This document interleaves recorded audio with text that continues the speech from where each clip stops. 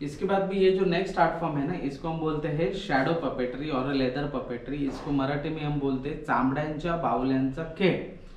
ये जो पपेट है ना, ये पूरी बकरे के चमड़े के ऊपर बनी है। ये बकरे का चमड़ा यानी कौन सा, जो हम तबला या ढोलक को जो लेदर लगाते हैं ना, वही लेदर है ये। वो लेदर को उसके ऊपर, ड्राई लेदर के ऊपर हमने ड्राइंग्स बनाए। आफ्टर ड्राइंग उसको साइड से कटिंग किया जाता है। आफ्टर कटिंग जहाँ पर भी ऑर्नामेंट्स है, कपड़े के ऊपर डिजाइन है, वहाँ पर पंचिंग होल्स किए जाते हैं। एंड आफ्टर पंचिंग इस तरह से एक स्टिक लगाई जाती है, कलरिंग होने के बाद वगैरह सब पूरा एक स्टिक लगा के ये पपेट को हाथ में पकड़ के इस तरह से आपको उसका शैडो दिखेगा। आप वॉल पे देख सकते हैं। तो इस तरह से ये पपेट का मूवमेंट होते हैं। Zoom in zoom out. युद्ध के टाइम में थोड़ा से ऐसे इसको मार रहा है, ये इसको मार रहा है, ऐसे थोड़ा सा, फिर ये जूम इन जूम आउट और ये नज़दीक लेके एग्जिट। तो इस तरह से आप यहाँ पर भी देख सकते हैं शैडो। और ये पूरे शोज रात के टाइम में होते हैं। और ये हनुमान जी है तो हवा में ऐसे उड़ रहे हैं।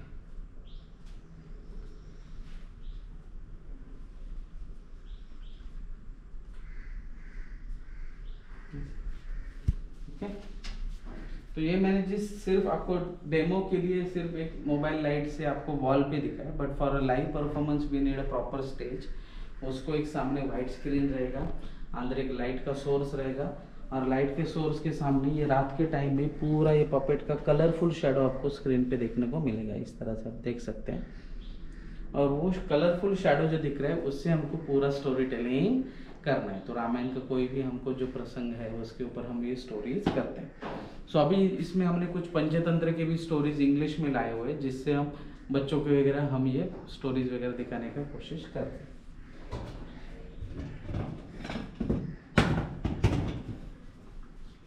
ये पपेट शो के लिए एक अलग सा म्यूजिकल इंस्ट्रूमेंट यूज होता है, जिसको हम बोलते हैं थाली वाद्य। थाली वाद्य काशाचा वाटा बोलते हैं इसको लोकल वर्ड में।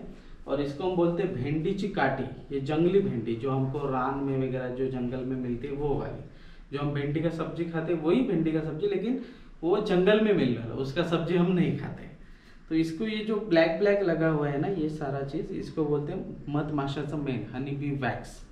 और ये जो थाली को भी लगा हुआ है ये सारा मधमाशाचा मेन है, हनी बी वैक्स। अभी आपको लगता होगा कि कुछ इस तरह से ये बजाना है, कि वो वैसा नहीं है। क्या है मैं आपको दिखाता हूँ।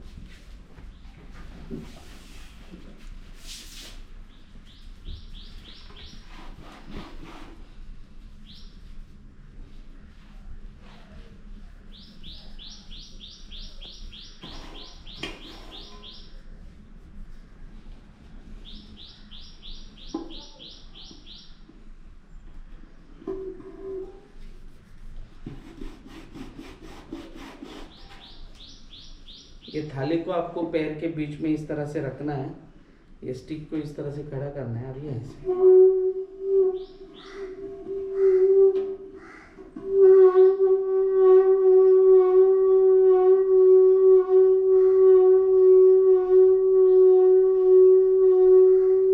एक जगह पर हमको ये आवाज आ गया। अगर मैं उसकी थोड़ी सी पोजीशन बदलूंगा,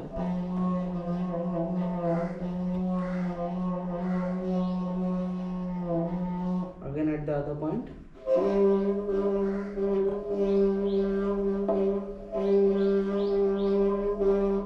ओके। तो ये जो अलग अलग साउंड्स आ रहे हैं ना, वो साउंड्स को पकड़ के हमारे लोग उस टाइम में गाना बोलते थे। तो अभी गाना कौन सा रहा, तो रामायण का ही बोलते थे। रामायण की कुछ प्रसंग के ऊपर जो गाना बोलते थे, उसमें से एक प्रसंग के ऊपर मैं आपको गाना बोल के दिखाता हूँ। जब सीता माँ को रावण लेके जाते हैं और राम जी पर्णकुटी के पास आते हैं और देखते हैं अपनी सीता वहाँ पे नहीं है, तो उस दुख में उन्होंने जो गाना बोला है वो मैं आपको बोल के दिखाता हूँ।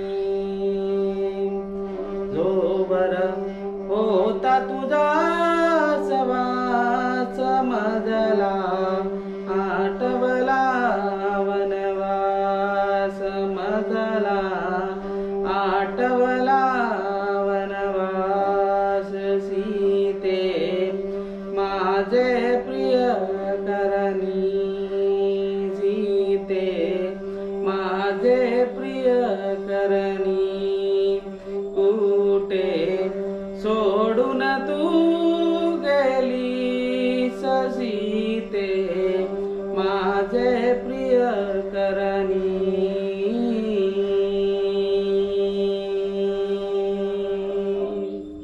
तो इस तरह से ये गाना बोला जाता था। तो ये अलग अलग पॉइंट्स पे अलग अलग साउंड मिल रहे हैं। तो यहाँ पर भी आप एक थोड़ा एक्सपीरियंस ले। तो ये थोड़ा सा लाउड गया, तो रावण का वगैरह इंटर रावण प्रताप वीरायचे आले गिली कैलासा आले गिली कैलासा जनकाचा पण मानावा कैसा मी रावणाने जनकाचा पण मानावा कैसा मी रावणाने